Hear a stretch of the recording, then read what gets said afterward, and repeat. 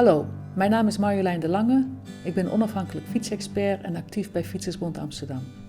Samen met de organisatie Small Places laat ik jullie wat zien over een uitdaging voor fietsen in mijn stad. Als je een voorrangsweg oversteekt, moet je voorrang geven aan het verkeer op die weg. De haaientanden geven dat aan. Als er verkeerslichten zijn, gaan die boven de haaientanden. Maar voor fietsers is dat anders.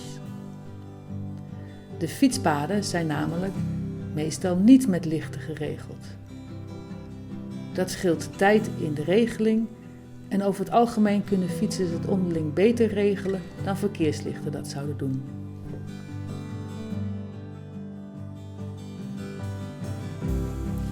Op de kruising Museumstraat Stadhouderskade gaan fietsers daar zo mee om. Fietsers die een voorrangsweg bij groen zijn overgestoken, moeten voorrang verlenen aan de fietsers langs de voorrangsweg, terwijl die dan juist rood hebben. Meestal lossen fietsers dat onderling op. De fietsers langs de voorrangsweg houden even in, zodat de overstekende fietsers door kunnen.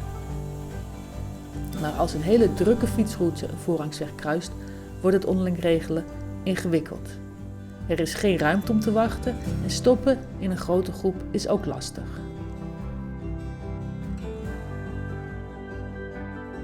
De grote groep fietsers van Museumstraat houdt eventjes in voor een snelle scooter langs Stadhouderskade. Dit werkt op zich wel, maar echt duidelijk is het niet. En het is ingewikkeld en soms gevaarlijk. Af en toe is er onduidelijkheid en gedoe. En soms duwt iemand door. Wachten en verwarring en onderling een beetje regelen.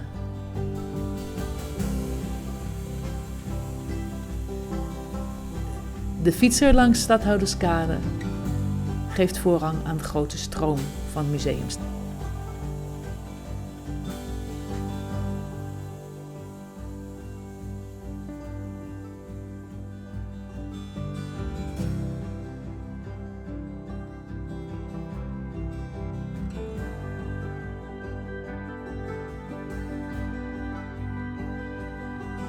Op een andere plek, op het eind van het Vondelpark, kruist de drukke fietsstroom door het Vondelpark de voorrangsweg Amstelveenseweg, ook met een verkeerslicht.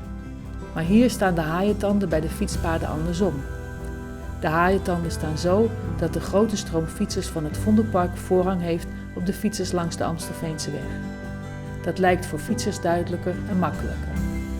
Het is duidelijk voor fietsers langs de Amstelveenseweg dat ze de fietsstroom naar het Vondelpark moeten laten voorgaan. Rechtsafstaande fietsers voegen in ondanks de haaientanden. Wachtende fietsers laten het stuk weg met het kruis erop meestal vrij, zodat kruisende fietsers door kunnen. Namens Small Places wil ik Marjolein bedanken voor die inzichten.